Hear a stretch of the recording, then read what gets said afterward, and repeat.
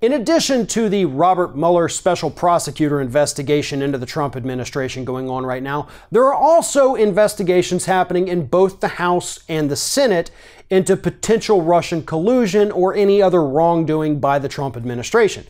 And since Republicans control both chambers, they're basically running the investigation, so we can't expect too much out of those. And Republicans made it clear again this week that they're really not going to allow the Democrats to look into anything that could point to Donald Trump doing something potentially illegal. Specifically, Republicans have once again made it clear that they are not going to let Democrats in the House and Senate on those investigatory committees look at Donald Trump's personal finances. They are doing everything in their power to prevent Democrats from getting their hands on Donald Trump's personal finances. Why? Well, the obvious answer would be because they probably think that there's something in there that could point to criminal wrongdoing on behalf of Donald Trump. After all, if they didn't think it was a big deal, why would they want to shield these finances from the Democrats? The other reason could be, according to Republicans, that there's no need to. Robert Mueller's already looking into that, so why should we even bother looking at it? We're doing other things. Well, guess what, Republicans? In fact, Trey Gowdy is one of the top people who said that, well, Mueller's already doing that, so we don't need to do it. No, here's the thing. You've also interviewed a lot of the same people that Mueller has interviewed. You've talked to the same people, you've looked at the same evidence, but suddenly we're supposed to believe you when you say that, well, we don't want to be redundant and look at the same things that Mueller has.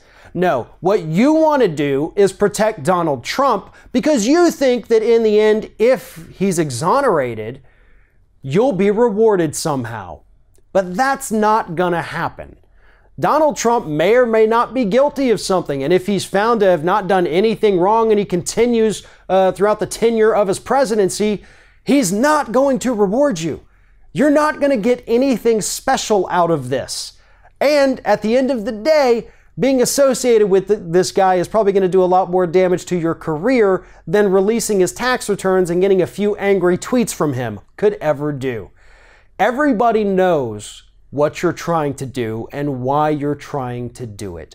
You don't want the Democrats to see that financial information because you're almost certain that there's something in there that's going to point to criminal wrongdoing. Because after all, you wouldn't even have to release it if Donald Trump was man enough to just release his tax returns for the world to see, for everybody to get a good look at, and to find out where in the hell exactly this man's finances are coming from. Who's invested in his businesses? Who has he been talking to? Who has he been dealing with? Is it all on the level? We won't know because he won't release those. And you're doing a very good job of keeping Democrats in the House and Senate from getting their hands on that information. But you can't protect it from Robert Mueller. We know that he has it. We know that subpoenas for financial records have already been handed out, including some to the IRS to hand over information on Trump and Kushner. So do what you have to do.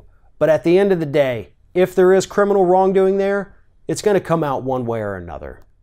Thanks for watching, and if you like what you see here on Ring of Fire, we encourage you to subscribe to our channel.